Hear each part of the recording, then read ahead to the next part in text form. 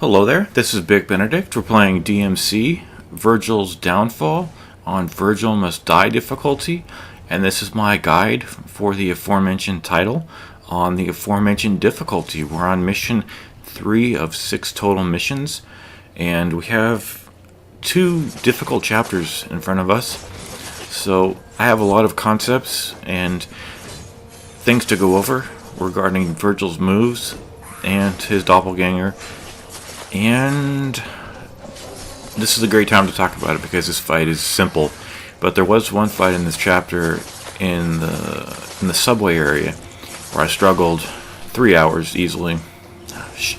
Unashamedly got murdered, thrashed all over the place.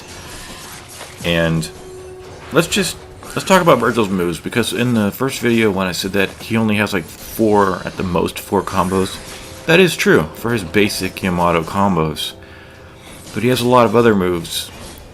Particularly, you have to forgive me. I've been doing family stuff all day. Now I have a moment to do this, and I'm really excited to do this because it's challenging. It's hard as hell because you're using a less than capable character here at first, but once you delve into the nuance of this guy, you can see that he's capable. It's still difficult. Because you kind of wish you were playing as Dante sometimes, because he can dispatch these enemies easier. But with Virgil, he has ways to deal with every enemy in this game. Hell, you can launch the Tyrant if you want to, using the Solar Flare. And that's what I want to talk about, the charge moves. So, each version of the Yamato has a charge move that you can do. And I've had to take snapshots of these because I can't remember what they are. So let me just get to the first one here. The first one is with the basic Yamato. So when I say that, I mean that you're not holding the left trigger or right trigger, or L2 or R2, depending on your control scheme. And the first one, these are all ground-based moves, by the way. So the first one we're looking at is a move that is an upgrade path from the Judgment Cut. You first buy. Yes, you buy the Judgment Cut, you then buy the Judgment Cut Charge when you're just holding the triangle button down, and then there's a move below that where it's entitled a Perfect Slice. Now what this is holding the triangle button to do that massive slash vortex, but instead of just holding it and releasing it at any given time, you hold it and then release the attack button at the exact moment Virgil's sword is charged.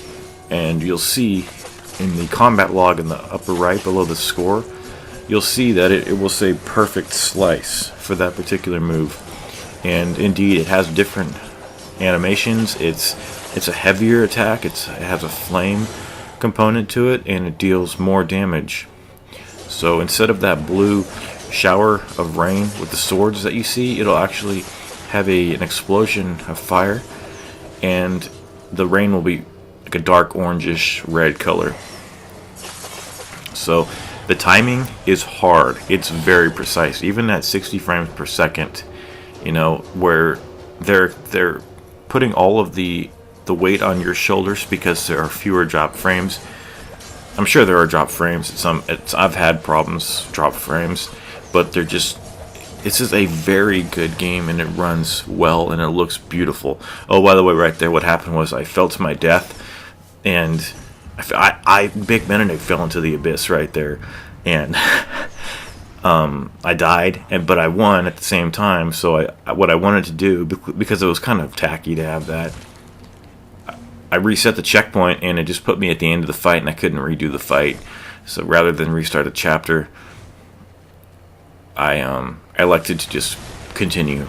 But we're coming up on an exceedingly difficult fight. This was the fight that took me about 3 hours. But in hindsight, if I had known that the doppelganger was the most effective thing to do here, I would not have struggled, most likely. Now the first wave here, and I'll get on to the 2 other charges that he has. I'm trying to think what else these charges are like. They're not like Ultimate Techniques and Ninja Gaiden, because you were never rewarded in that game for doing perfect anythings. I mean, Sure, you get on landing charges, but this is already a move where you're already landed on the ground and it's based off the ground. You're not like landing precisely on the ground. You guys know what I'm talking about, right? So I'm tired as shit, but I'm kind of wide awake at the same time. It's kind of neat. So these tyrants here, you want to do the trick up to evade their attacks, and they're one of the probably the most easiest and funnest enemies to fight in this game. But I think an even longer encounter, we're talking about 5 hours, took place a little later in the chapter, and I didn't think I would beat it, and I finally did, and it was only through the grace of, well, I'm not going to say through the grace of God, because I just don't believe in that stuff, really. I'm agnostic, so if you want to jump ship, go for it. I'll throw you a life jacket. So the other charge that this guy has is an angel mode charge. Look at that. Did you see that smoke effect? This game looks gorgeous. It looks so good. Like, I'm impressed, and I've become over the last 6 months a PC snob, and that's just because I am very picky with games. I want good quality. People come to this channel for great quality, and I don't blame you, but I'm just saying, like, this game, it's up to my standards about like the precision, the nuance, the graphics, the frame rate, man. It's remarkable what they've done with this. And it's harder, much harder than the standard campaign. But I think the main issue here is, one of the issues is there's no health pods anymore like there was on Dante's campaign. You know, you would have those green pods to smash, and that would give you a little bit of health. Plus you could rely on enemy drops. So here are the rages. Obviously, we're in an arena now where there's no pits, so we can't throw enemies in the chasms. So what we're going to have to do is just dispatch these enemies normally, and you might be kind of smirking to yourself and saying, well, what are you going to do now, Dick Benedict? You're in an arena here, and you can't do your little trick where you're launching enemies into the abyss. That was just for fun. I don't have to do that. I want to do that. That's just pure fun. But the rages, they can take out potentially five squares of your HP. So you've got to be exceedingly careful. The trick up has massive iframes. It's incredible how many iframes this thing has. So I think the main issue here was that I kept using the summon swords on the butchers, and that's a mistake. I don't yet have the additional doppelganger upgrades. I will by the next fight. But this point here, I have the doppelganger. I've gone through the campaign, obviously. I wouldn't be here if I hadn't.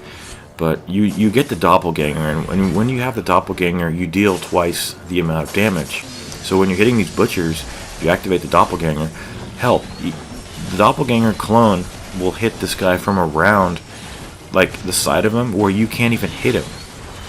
And when you get the delay and the switch, the doppelganger switch, you can actually select, because you see this one is kind of a gray doppelganger.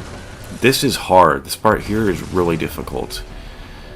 But if you use the doppelganger, you're dealing twice the amount of damage at the same time you would ordinarily be dealing half that damage. So we've got a really easy fight up here. Just watch for any time when I'm charging my attack and I get an orange flare when heretofore it's been blue. So let's talk about his angel charge now. This is a simple fight. The fight up on that bridge is hell. It really is. Okay, so once you've purchased a move called Rising Star in the angel abilities, you'll then purchase a move called Rising Star level 2, which is the L2 plus circle hold or B button hold, depending on what console you're playing on. And I'm not a PC or console elitist. I play anything. Like, if Gears of War 4 were out for the Xbox One, I would have an Xbox One on my desk. I love both consoles. I'm just saying that over the past... There it is, right there. I think that was... Let's not analyze it. We'll watch it back later.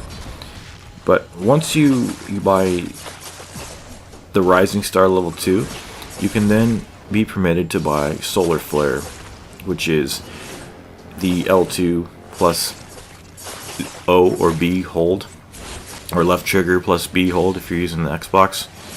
Typically what I do, if you're new to this channel, just so that I don't give preference to one system all the time, whatever system I happen to be playing on, that's just the controls that I reference. And I play Xbox games quite a lot. I mean, Ninja Gaiden 2, that's a fantastic game, obviously. But anyway, let's talk about the solar flare. All it is the L2 plus circle hold, but just like the previous hold, this one is the launch hold. So to execute it, it's the same principle. You press L2 plus circle, and again I'm referencing PS4 controls because I'm playing the PS4 version. And at the exact moment Virgil's sword gets charged, you release, and you will do a move entitled Solar Flare.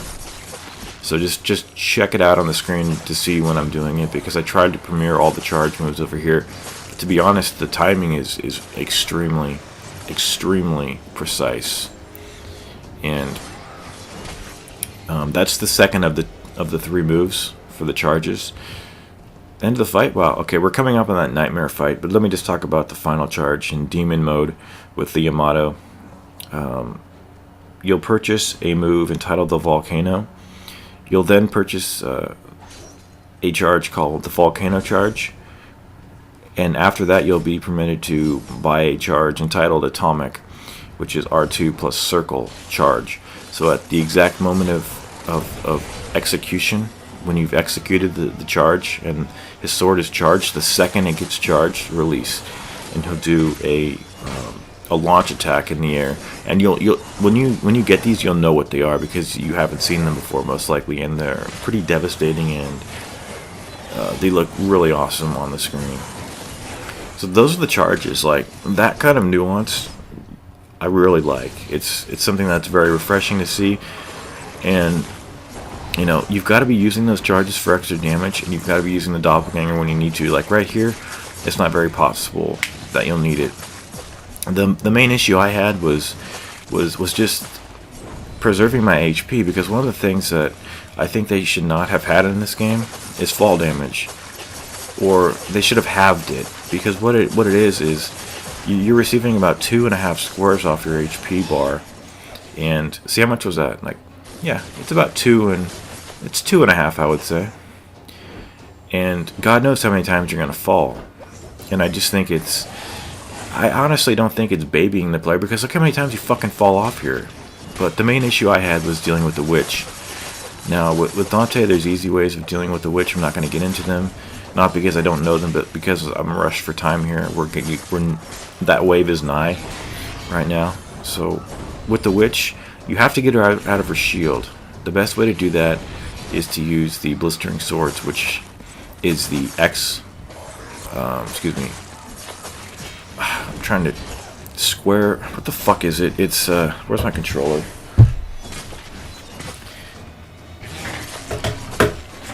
Square plus X, just like the wind run in Ninja Gaiden 2. So X plus A. You can also do a move which is forward X plus A, but it's not the same thing. What was I doing in here? See, the main issue here is once you throw one rage off, the other guy is going to alternate between his rage mode, and when he's in rage mode, you can't get him off unless you're doing the perfect charges that I mentioned. So to get her out of her shield, I'll be premiering it more. It's X plus A to do the blistering swords, and it just tears her shield up. And also when you're doing that, you want to be tossing. What you want to do is you want to press X plus A, or excuse me, square. I hate the shapes now that I've played the 360. The 360 controller has the best controller ever made. I don't care. Minus the battery weight. If you take the batteries out, then it's the best controller ever made. As it stands with the batteries, it's too heavy. Or not the batteries, the rumble packs. But the main issue, I don't know why it took so much damage to kill that fucking bitch too. Blistering swords. If you want more information, go to the moves list and use it. All it is the X plus A button. If you play Ninja Gaiden 2, it's just the wind run, and that tears the shield off and gets her and subdues her. It's wonderful. Take care.